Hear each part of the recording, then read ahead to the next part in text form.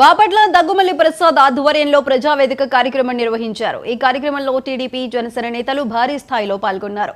డబ్బు కోసం తాను రాజకీయాల్లోకి రాలేదన్నారు దగ్గుమల్లి ప్రసాద్. తాను పుట్టి పెరిగిన ప్రాంతంలో ప్రజలు ఎదుర్కొంటున్న సమస్యలపై పోరాటం చేయడానికి వస్తున్నట్లు చెప్పారు.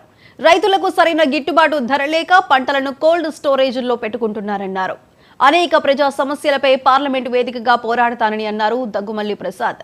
టీడీపీ చంద్రబాబు చేసిన అభివృద్ధి అందరికీ కనిపిస్తుందని, రాబోయే కాలంలో రాష్ట్రం ఆయనతోనే అభివృద్ధి అవుతుందన్నారు.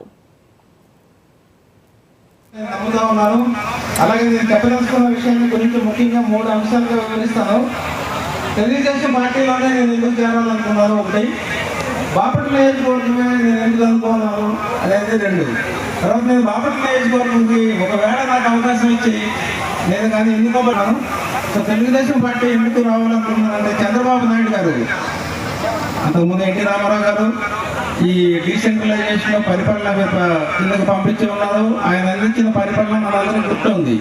కానీ చంద్రబాబు నాయుడు గారు వచ్చిన తర్వాత ఒక పరిపాలన దక్షత చూపించారు ఆయన. మనం గమనిస్తే ఈ 2 ఉమ్మడి రాష్ట్రాల్లో ఉన్న ఏ అభివృద్ధి అయినా చంద్రబాబు నాయుడు గారు మొదలెట్టింది. తర్వాత అందరూ దాన్ని చేసుకుంటూ వచ్చారు.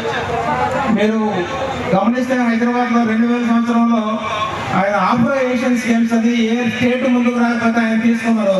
దానివల్ల హైదరాబాద్ చాలా ముందుకు వెళ్ళిపోయింది.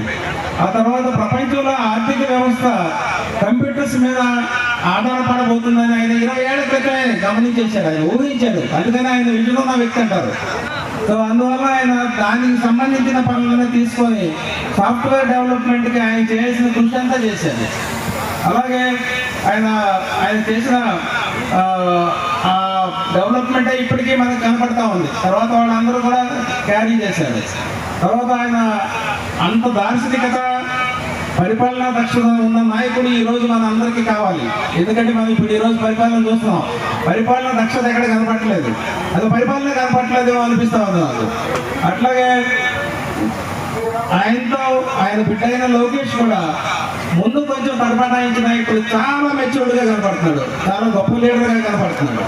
సో దాంతోపాటు మనకి నియమ నిబద్ధత నిజాయితీ కలిగిన మన పవన్ కళ్యాణ్ గారు కూడా ఆయనతో చేరటం